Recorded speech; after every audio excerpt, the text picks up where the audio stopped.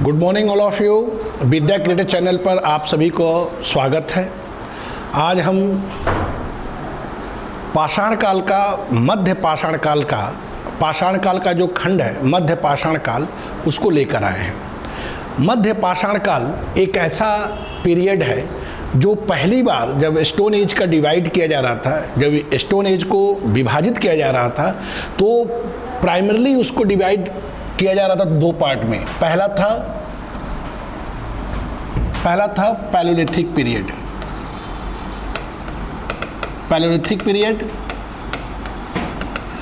और दूसरा था न्यूलिथिक पीरियड। यानी पाषाण काल, पूर्व पाषाण काल, पूरा पाषाण काल और दूसरा था नवपाषाण काल। लेकिन ये देखा गया कि पूरा पाषाण काल और नवपाषाण काल की संस्कृतियों के बीच में बहुत ज़्यादा अंतर था। अंतर कहे तो पैलियोलिथिक एज की जो संस्कृति थी, संस्कृति का मतलब आप लोग समझ लीजिए कि कल्चर का मतलब होता है वे ऑफ लाइफ, मनुष्य के जीवन जीने का तरीका, कि मनुष्य किस प्रकार का भोजन तैयार कर रहा है, किस प्रकार का वस्त्र पहन रहा है, किस तरह का बोलचाल है, ये सारी चीज़ें होती है, वो संस्कृति का पार्ट होता है। तो हम ये देखते हैं कि पाषाण काल या पूरा पाषाण काल में मनुष्य जो था वो फूड गेदरर था, यानी खाद्य संग्राहक था और शिकार पर उसका जीवन चल रहा था। और नवपाषाण काल में हम देखते हैं तो मनुष्य क्या था कि पूरी तरह से कृषि कर्म करने लगा था, मृदभांडों का प्रयोग करना था, यानी पॉटरी का प्रयोग करने लगा था। स्टोन टूल्स जो थे, उसके जो उपकरण थे, यानी पाषाण उपकरण थे, वो चमकीले और सुंदर तरीके का होने लगे थे। फिर से व्हील यानी पोटर व्हील, कुम्हार का चाक का प्रयोग करने लगा था। तो इस तरह ये देखते हैं कि पूरा पाषाण काल और नवपाषाण काल की संस्कृतियों में बहुत बड़ी अंतर थी। तो इस अंतर को पाटने के लिए, क्योंकि बच्चों ये जान लो कि कोई भी संस्कृति अचानक चेंज नहीं होती है, अचानक परिवर्तन नहीं होता है, उसमें धीरे धीरे परिवर्तन होता है, यानी एक ग्रेजुअल वे होता है। किसी भी चीज़ का डेवलपमेंट धीरे धीरे होता है। जैसे आप पढ़ते हो, पढ़ने के बाद अपने आप को जैसे जैसे पढ़ते जाते हो वैसे वैसे आप चीज़ों को एक सुंदर तरीके और सिस्टमेटिक तरीके से देखना स्टार्ट करते हो। फिर से दिमाग को यूज करते हो, प्रयोग करते हो और देखते हो कि जो पाषाण उपकरण होते हो या जो आपने पहले चीज़ों का प्रयोग किया है वो धीरे धीरे आगे चलकर वो शार्प होता जाता है। तो यानी कहने का मतलब है कि पूरा पाषाण काल और नवपाषाण काल की संस्कृति में अंतर था, बहुत बड़ा अंतर था। इसलिए आर्कियोलॉजिस्ट एक कार्लाइल महोदय थे। कार्लाइल महोदय ने ये कहा कि कोई भी संस्कृति अचानक चेंज नहीं होती है, संस्कृतियों के चेंज होने में समय लगता है और उसके बीच में एक ट्रांजिशनल फेज होता है, एक संक्रमणकालीन युग होता है या फिर से उसका एक समय होता है। तो उसमें दोनों का तो ये कहा गया कि पूरा पाषाण काल, नवपाषाण काल, दो पार्ट में हम स्टोन एज को नहीं डिवाइड कर सकते हैं। एक बीच का भी काल था जो बहुत ही अपेक्षाकृत, इन दोनों पीरियड के अपेक्षाकृत तो बहुत शॉर्ट था, छोटा पीरियड था और उस पीरियड को हम कहते हैं, क्या कहते हैं, मेजोलिथिक पीरियड, यानी मध्य पाषाण काल। और मध्य पाषाण काल को हम एक नाम और जानते हैं, मध्य पाषाण काल को एक और नाम से जानते हैं और वो नाम है माइक्रोलिथिक पीरियड, यानी सूक्ष्म पाषाण काल, यानी सूक्ष्म पाषाण काल एक और पीरियड होता है, सूक्ष्म पाषाण काल। तो आज हम मध्य पाषाण काल के ही बात को देखेंगे या इसी के विशेषताओं को देखेंगे, इसी में क्या क्या मनुष्यों ने नया नया चीज़ क्रिएट किया या नए चीज़ का प्रयोग किया, उस बारे में देखेंगे। तो मध्य पाषाण काल में अगर ह्यूमन लाइफ की बात करें, ह्यूमन लाइफ यानी मानव का जीवन किस चीज़ पर आधारित था, तो ये जान लीजिए कि मध्य पाषाण काल में मानव का जीवन अभी भी फूड गेदरर तो था, फूड गेदरर, फिर से हंटिंग एंड नई चीज जो आई थी वो आई थी फिशिंग, यानी मनुष्य अब खाद्य संग्राहक,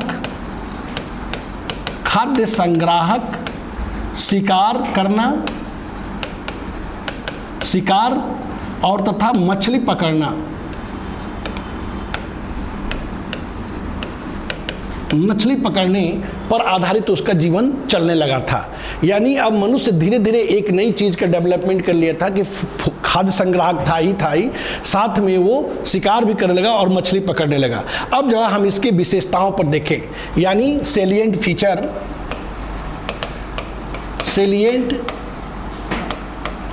फीचर्स ऑफ मेजोलिथिक पीरियड। तो सेलिएंट फीचर की बात करें तो इसमें जो मनुष्य था यानी ह्यूमन था, वो क्या करना स्टार्ट कर दिया था, एनिमल डोमेस्टिकेशन।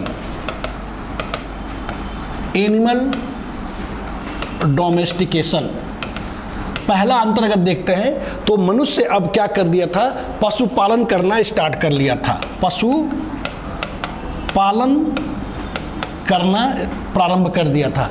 और पशुपालन करते समय जो पहला पशु था जिसको मनुष्यों ने पालतू बनाया था, कहने का मतलब है कि इस प्लैनेट पर जो पहला पशु था जिसको मनुष्यों ने पालतू बनाया था, वो था डॉग। वो था क्या, कुत्ता। पहला पशु के रूप में मनुष्य ने कुत्ता पाला था। इसका एविडेंस हम आगे देखेंगे कहाँ कहाँ से इसका एविडेंस मिला है। और एनिमल हस्बेंड्री के बाद उसने डॉग पाला, डॉग के बाद बकरी, भेड़,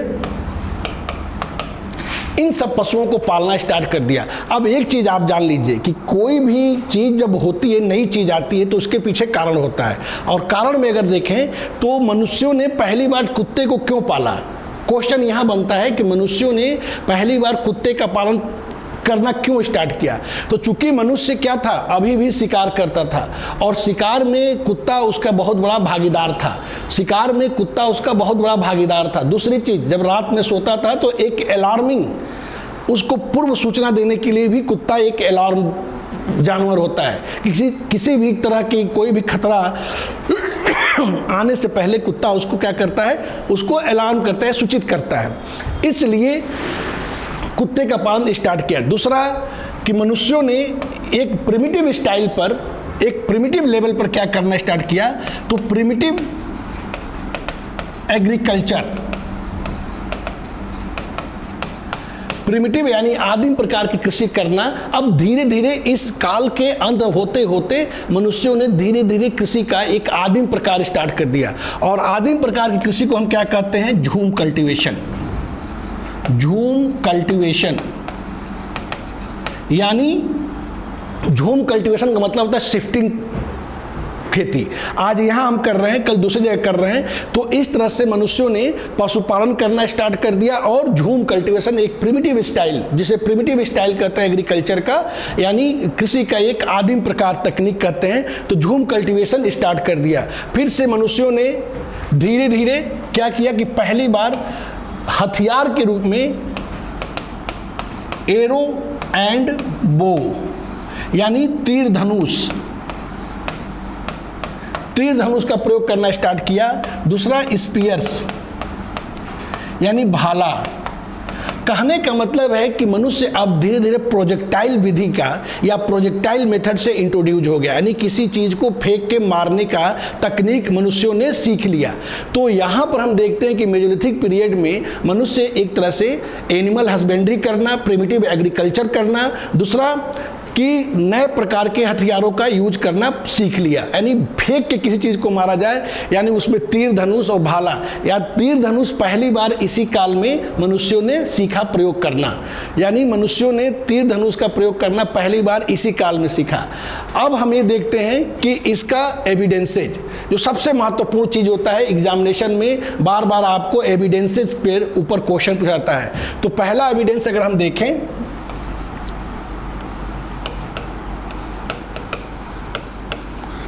एविडेंस के रूप में देखें तो हमें एनिमल हस्बेंड्री का एविडेंस कहाँ से मिला, यानी पशुपालन का हमें पहली बार साक्ष्य कहाँ से मिला। तो एक जगह था जिसका नाम था आदमगढ़, ये पड़ता है आपका मध्य प्रदेश। दूसरा जगह है बागोर पड़ता है आपका राजस्थान में। तो आदमगढ़ से आपको एविडेंस मिला था किसका, पशुपालन का। पशुपालन का साक्ष्य हमें कहाँ से मिला था, आदमगढ़ से। और दूसरा मिला था बागौर से। यानी एनिमल हस्बेंड्री यानी पशुपालन का पहली बार साक्ष्य में कहाँ से मिला है? आदमगढ़ और बागौर से मिला है। बागौर एक ऐसी साइट है जिसे हम कहते हैं कि ये सबसे लार्जेस्ट यानी सबसे बड़ी तथा बेस्ट यानी इसका सबसे बड़ी और best documented site and best documented site, यानी इसका पूरी तरह से आलेखबद्ध है इस साइट के बारे में, बागौर के बारे में। एक तो मध्य पाषाण काल का सबसे बड़ा साइट है, दूसरा बेस्ट डॉक्यूमेंटेड साइट है, इसके बारे में पूरी जानकारी लिखित रूप से है। दूसरा हम देखते हैं कि इस काल में एक और साइट थी जिसे हम कहते हैं महादहा एंड सराय नाहर राय। ये दो साइटें हैं कहाँ की? ये है प्रतापगढ़ उत्तर प्रदेश में पड़ता है। प्रतापगढ़ उत्तर प्रदेश में मोस्ट इंपॉर्टेंट साइट, इसे हम कह सकते हैं most important sites of Mesolithic period, यानी सबसे महत्व कहते हैं कि मध्य पाषाण काल का सबसे महत्वपूर्ण साइट्स कौन है? तो वो है सराय नाहर और महादहा। ये दोनों प्रतापगढ़ डिस्ट्रिक्ट में, उत्तर प्रदेश के प्रतापगढ़ डिस्ट्रिक्ट में पड़ता है। और यहाँ से हमें जो एविडेंस मिलता है वो मिलता है पिट ड्वेलिंग। पिट ड्वेलिंग का मतलब होता है कि स्तंभागर्त, यानी स्तंभागर्त का मतलब होता है कि कुछ इस प्रकार का हमें खुदाई से ऐसी प्रकार का कुछ एविडेंस मिलता है। कहने का मतलब है कि जब हमने खुदाई किया तो इस तरह का एविडेंस मिला है। इसका मतलब होता है कि अगर इस पर हम दो पिलर गाड़ दें और इसके ऊपर ऐसे कर दें तो ये एक रूप हो जाता है निवास स्थान का, यानी हट यानी झोपड़ी का एक रूप हो जाता है। तो यहाँ से सराय नाहर राय और महादहा से हमें स्तंभागर्त का अवशेष प्राप्त हुआ है। इससे हम कह सकते हैं कि मनुष्य यहाँ पर एक तरह से क्या था? रहने लगा था, एक जगह रुक के काम अपना करने लगा था, यानी आवासित हो चुका था। दूसरी चीज यहाँ से मिलता है हमें क्रीमेशन का, एक ऐसा ग्रेवयार्ड जिसमें ये है कि कब्र में कंकाल के साथ हमें कुछ ग्रेन्स, कुछ अस्थि उपकरण बोन टूल्स, कहने का मतलब है बोन टूल्स एंड बोन अस्थि उपकरण, साथ में अस्थि आभूषण, bone tools and bone ornaments यहाँ से इसके कब्र से हमें प्राप्त होता है।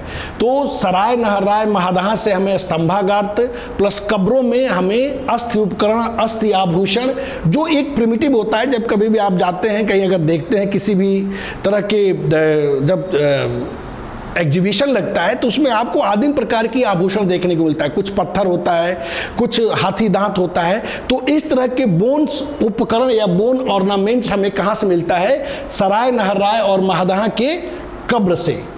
कहने का मतलब है कि मनुष्यों के अंदर धीरे धीरे इहलोक और परलोक की बात, यानी परलोक में विश्वास होने लगा था कि मनुष्य यहाँ के बाद किसी दूसरे लोक में जाता है। तो एक तरह से कह सकते हैं कि अंधविश्वास का जन्म कहाँ पे हो गया था? मध्य पाषाण काल में। और बच्चों ये जान लो कि जहाँ पर अंधविश्वास होगा वहीं से धर्म की शुरुआती हम मान सकते हैं। वहीं से हम क्या मानेंगे? धर्म की शुरुआत। जब हम ये जानते हैं कि अगर यहाँ प्रेत है तो निश्चित रूप से हम ये भी जानते हैं कि अगर प्रेत है, अगर भूत है तो फिर भगवान भी है, अगर प्रेत है तो भगवान भी है। तो इस तरह से इस काल के अंत तक आते आते मनुष्यों के अंदर ये हो गया था कि जो मरता है, जो व्यक्ति मरता है वो किसी दूसरे लोक में भी जाता है, तो उसके खाने पीने, उसके आभूषण यूज करने के लिए वो कब्र में कुछ सामान को रख देता है, जैसे अस्थि उपकरण यानी बोन टूल्स रख देता है, फिर से अस्थि आभूषण यानी बोन ऑर्नामेंट्स। तो इस तरह हम देखते हैं कि सराय नहरराय महादहन दो बहुत महत्वपूर्ण साइट्स है कहाँ के, मध्य पाषाण काल के। अब इसी के साथ एक साइट्स है आपका जिसे हम कहते हैं हथनौरा, जिसे हम कहते हैं हथनौरा, वो साइट्स है हथनौरा।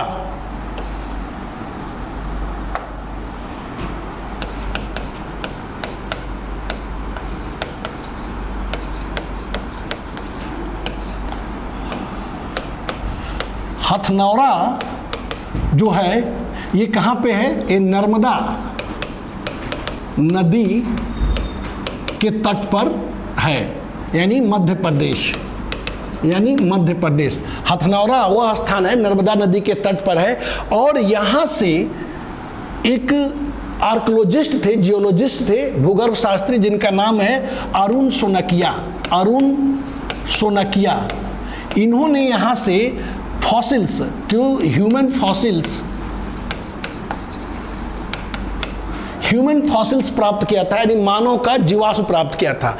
और उसने ये कहा था कि अगर एशिया में हम बात करें तो दक्षिण एशिया में अगर मानव का पहली बार जन्म हुआ तो कहाँ हुआ था, नर्मदा नदी के तट पर हुआ। यानी अर्लीस्ट मानव का एविडेंस हमें कहाँ से प्राप्त हो रहा है, हथनौरा से हो रहा है। और यहाँ के मानव को हम क्या कहते हैं, नर्मदा मैन कहते हैं। यहाँ के मानव जो थे उन्हें हम क्या कहते हैं, नर्मदा मैन। यानी सोनकिया साहब ने ये पता लगाया कि अगर मनुष्य का पहली बार जो प्रचलित है वो ये है कि अफ्रीका में हमें पहली बार फॉसिल्स मिला था मनुष्यों का, लेकिन अरुण सोनकिया साहब ने नर्मदा नदी के तट पर जीवाश्म प्राप्त किया और उन जीवाश्मों को कहा कि मानव, यानी मानव पहली बार यहाँ नर्मदा नदी के तट पर आया। यानी अर्लीस्ट ह्यूमन स्कल का अगर ह्यूमन लाइफ की बात करें तो कहाँ पर था, नर्मदा नदी के तट पर था, इसीलिए इसे नर्मदा मैन कहते हैं। और यहाँ से हमें बड़ी मात्रा में ह्यूमन स्कल की प्राप्ति हुई है। क्या प्राप्ति हुई है यहाँ से बड़ी मात्रा में, हथनौरा से ह्यूमन स्कल की प्राप्ति हुई है। ठीक है, अब इसके बाद हम चलते हैं, एक साइट्स है जिसका नाम है भीमबेटका, जिसका नाम है भीमबेटका। ये कहाँ पर है, ये भी मध्य प्रदेश में है। और यहाँ के जो एक्सकेवेटर थे, हथनौरा के जो एक्सकेवेटर थे उनका नाम था वी.एस. वाकाणकर, वी.एस. कांकर। वी.एस. वाकाणकर ने यहाँ पर जो खोज किया था, एक्सकेवेशन किया था, उन्हें बड़ी मात्रा में क्या प्राप्त हुआ था, रॉक पेंटिंग। क्या प्राप्त हुआ था, रॉक पेंटिंग, यानी गुफा चित्रकारी प्राप्त हुआ था। रॉक पेंटिंग में हम ये देखते हैं कि कई तरह की पेंटिंग बनाई गई थी, यानी डांसिंग, प्लेइंग, रनिंग, हंटिंग, यानी नृत्य करते हुए, गेम खेलते हुए, दौड़ते हुए और शिकार करते हुए लोगों का चित्र बना है।